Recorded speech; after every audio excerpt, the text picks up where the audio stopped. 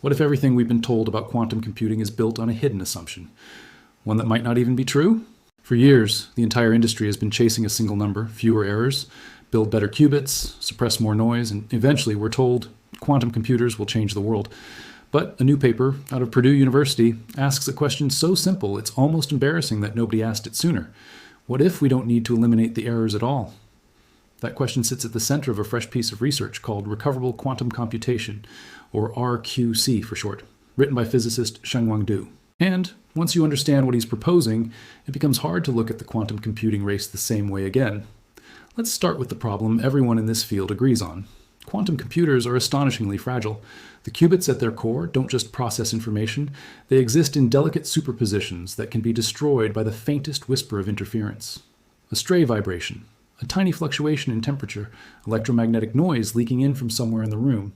Any of it can collapse the very quantum states that give these machines their power. And because of that fragility, the dominant strategy in quantum computing has always been about protection. Wrap the fragile quantum information in armor, spread it across many physical qubits so that if one fails, the others can catch the error and fix it. This approach is called fault-tolerant quantum computing, and it rests on a genuinely beautiful piece of theory called the quantum threshold theorem, which proves that, in principle, you really can compute perfectly, even when your hardware is imperfect, as long as you're willing to pay the price. And the price is steep. Depending on the hardware platform, a single reliable logical qubit might require hundreds or even thousands of noisy physical qubits working together just to keep that one unit of information safe.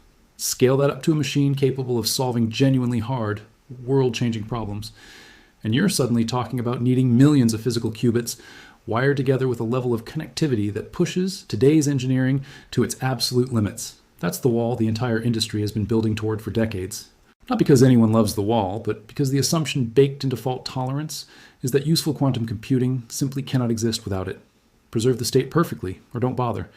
It's an assumption so deeply embedded in the field that it rarely even gets stated out loud anymore, which is exactly why this new paper is so interesting. It doesn't try to build a better version of fault tolerance. It doesn't propose a new error-correcting code or a clever new qubit design. Instead, it steps back and asks whether the entire premise is a little too strict. Here's the reframe, and it's worth sitting with for a moment. A quantum computer, mid-calculation, is holding an almost unimaginable amount of information. A modest quantum processor with, say, 20 qubits is technically representing over 1 million numbers simultaneously, spread across its superposition. Scale that up, and the numbers get genuinely absurd. But here's the twist. When you actually run a quantum algorithm, you almost never care about all of that information. You care about one very specific thing hidden inside it, a single frequency. A single yes or no decision, a single optimized number. The rest of that enormous cloud of quantum information is, from the perspective of the task at hand, essentially irrelevant scaffolding. Fault-tolerant computing treats all of that scaffolding as sacred. It insists on protecting the entire quantum state, amplitude by amplitude, as if every single piece of it were precious. But Du's paper points out that this is a bit like insisting on preserving every single sound wave in a noisy room, down to the faintest echo, just so you can hear one sentence someone said to you. You don't need the whole soundscape reconstructed with perfect fidelity. You just need to make out the words, and the words, it turns out, might survive a shocking amount of noise, static, and distortion, as long as the signal carrying them is strong enough to punch through. That's the entire philosophical pivot behind recoverable quantum computation. Instead of asking, did the quantum state survive intact? It asks a completely different question. Did the specific piece of information I actually need survive? Those are not the same question, and the gap between them turns out to be enormous. To understand why this isn't just wordplay, it helps to look outside quantum physics entirely, at fields that solved a strikingly similar problem decades ago. Take something as ordinary as a phone call. The moment your voice becomes an electrical or digital signal and travels across a wire, a cable, or the air, it picks up noise, static, interference, dropped fragments. And yet, somehow, the person on the other end still understands you almost perfectly. Why? Because the entire discipline of information theory, going back to Claude Shannon's foundational work in the middle of the last century, was built around exactly this insight. You don't need a noiseless channel to communicate reliably. You need the message to remain recoverable at the other end, even after the noise has done its damage. Shannon proved mathematically that reliable communication over unreliable, noisy channels isn't just possible. It's something you can engineer for and guarantee as long as you understand how the noise behaves and how much redundancy you build into the message. Now think about experimental physics more broadly. Nobody doing serious lab work ever expects a perfectly silent, noise-free measurement. Photon counters have shot noise baked into their very physics. Detectors drift, thermal fluctuations jitter every reading just slightly off-center. And yet, physicists extract precise, trustworthy numbers from this chaos every single day. They don't do it by demanding noise-free equipment. They do it by taking repeated measurements, averaging out the randomness, applying statistical inference, and zeroing in on the true signal buried underneath. The question a working physicist asks in the lab is never, is this measurement perfectly clean? It's always, can I determine the quantity I care about with enough confidence, given the noise I'm stuck with? Dew's argument is that quantum computing might be able to borrow this exact mindset. Maybe a noisy quantum processor isn't fundamentally broken just because its output isn't pristine. Maybe, like a noisy phone line or a noisy laboratory measurement, it can still deliver something genuinely useful, provided the desired information survives the noise with enough clarity, and provided you're willing to do a bit of statistical cleanup on the back end. To make this idea rigorous rather than just poetic, the paper lays out what it calls a hierarchy of recoverability, and this hierarchy is really the intellectual backbone of the entire frameworks. At the top sits state recoverability, which is the traditional maximalist goal of fault-tolerant computing. Preserve the entire quantum state, every amplitude, with near-perfect fidelity through active error correction. This is the gold standard, and nobody in this paper is arguing it isn't worth pursuing. It absolutely is, and it remains the ultimate long-term destination for scalable quantum computing. But one level down sits something far more flexible. Computational information recoverability. This is where RQC actually lives. Instead of demanding the full state survive, this weaker but far more general standard only asks whether the specific task-relevant information, that single frequency, that one classification label, that particular optimized parameter, can still be pulled out of the noisy results. And then, at the most practical level of all, sits advantage recoverability. This one doesn't even ask for a clean answer, just an efficient one. Even if you have to run the noisy quantum computation over and over, and even if you need extra classical processing afterward to make sense of it all, the computation still counts as genuinely useful as long as the total cost, adding everything up, remains cheaper than the best classical alternative available. This three-tier structure matters because it reframes the entire conversation. Instead of a binary all-or-nothing question, is this quantum computer fault-tolerant or not, you get a much richer, more textured landscape. A quantum computation can be riddled with errors, visibly messy, clearly imperfect by traditional fidelity standards, and still be tremendously useful, as long as it clears that bar of advantage recoverability. Noisy doesn't have to mean useless. It might just mean you need a smarter way to read the results. Naturally, this raises an obvious follow-up question. If recoverability isn't just a philosophical vibe, how do you actually measure it? This is where the paper gets refreshingly concrete, introducing a small set of operational metrics designed to quantify exactly how much effort it takes to dig the useful signal out of a noisy quantum computation. The first of these is called recovery overhead. Picture a quantum algorithm that, under perfect, error-free conditions, would give you the correct answer from a single run. On real, noisy hardware, though, that clean, single-shot answer usually isn't good enough anymore. The output becomes probabilistic, smeared across many possibilities, and you need to run the circuit multiple times, gathering more and more data before you can confidently pin down the true result. The number of repeated executions required to reach that confidence is the recovery overhead. For a perfect imaginary quantum computer, this number would simply be 1. But on real, noisy hardware, this number climbs, and how fast it climbs turns out to be the single most important variable in the entire framework. The climb leads directly to the next big idea: how recoverability scales with problem size. If the number of repeated runs you need grows only moderately, say, in proportion to some polynomial function of the problem's size, then you're in what the paper calls the recoverable regime. The overhead is manageable, and crucially, the quantum approach can still outpace the best classical method even after you account for all that extra repetition.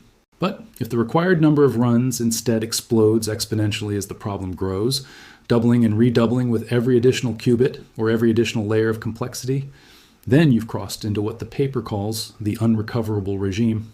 At that point, no amount of patience or computing time saves you. The overhead needed to dig out the signal eventually swallows whatever advantage the quantum approach originally had. To capture this trade-off in a single comparable number, the paper defines something called recoverability efficiency.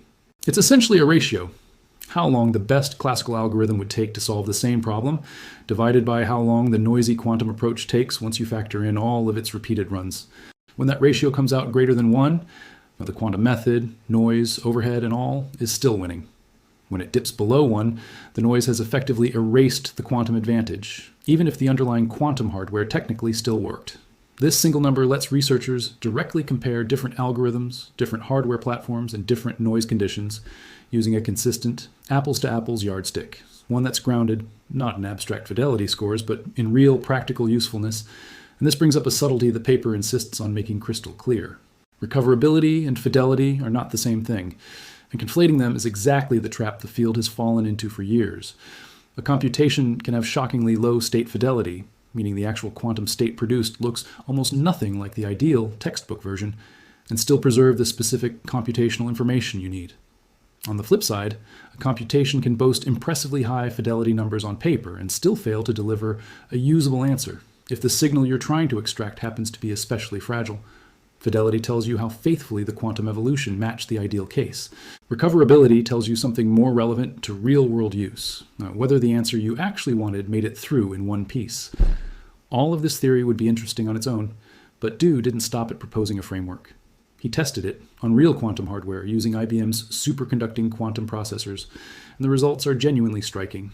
The experiment centers on something called quantum Fourier transform period estimation, a task that sits at the mathematical heart of some of the most famous quantum algorithms ever devised, including Shor's algorithm for factoring large numbers. In simple terms, the goal is to identify a single hidden frequency buried inside a signal.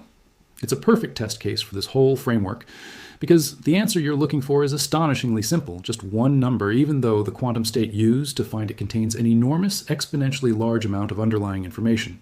The team ran this experiment across a range of circuit sizes, using 4, 8, 10, 12, 14, and 16 qubits, and watched in real time what noise does to the process as the circuits scale up. As expected, things got messier and messier as the qubit count climbed. At 4 qubits, the correct frequency showed up loud and clear, with the dominant peak in the measured data capturing about 87% of the probability. That's a strong, unmistakable signal. But as the researchers pushed to larger circuits, accumulating more gates and therefore more opportunities for error, that clean signal began eroding fast. At 8 qubits, the probability of landing on the correct answer dropped to around 51%. At 10 qubits, it fell to roughly 25%. At 12 qubits, it sank further to about 15%. And by the time they reached 14 qubits, the correct answer was showing up in barely 2.5% of individual measurements, utterly swamped by a chaotic sea of incorrect noise-generated peaks. If you were judging this purely by fidelity, by how closely the measured spectrum resembled the clean, ideal textbook version, this would look like a slow-motion collapse, a quantum computation quietly falling apart as noise steadily takes over. And by that traditional metric, it absolutely is falling apart. But that's not the question RQC is asking. The real question is whether the correct frequency remains recoverable if you're willing to run the experiment multiple times and apply some straightforward statistical processing afterward. And here's where the story takes a genuinely surprising turn. Across 4, 8, 10, and 12 qubits, the correct frequency remained fully recoverable and recoverable with real quantum advantage to spare. At 12 qubits specifically, the team found they needed only about 121 repeated runs to confidently pin down the right answer, compared to the roughly 4,096 data points a classical fast Fourier transform would require to achieve that same resolution. That works out to a recoverability efficiency of nearly 34, meaning the quantum approach, despite all its visible noise and its badly degraded probability spectrum, was still roughly 34 times more efficient than the best classical method at extracting that same piece of information. Let that sink in for a second. A quantum computation where the correct answer showed up directly in only about 15% of individual runs still delivered a massive, measurable computational advantage once you accounted for repetition and post-processing. Fidelity said failure. Recoverability said resounding success. At 14 qubits, though, the picture shifts into something the paper calls a marginal regime. The correct frequency was technically still recoverable. The dominant peak, buried as it was, could still be identified given enough repeated measurements, but the cost of extracting it ballooned dramatically.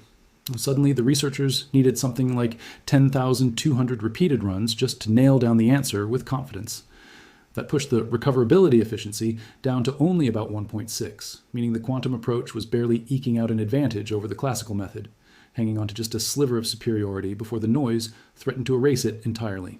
And then, at 16 qubits, the whole thing simply broke. No matter how many additional runs the researchers threw at it, no matter how much they repeated the measurement, The correct answer never separated itself from the noise.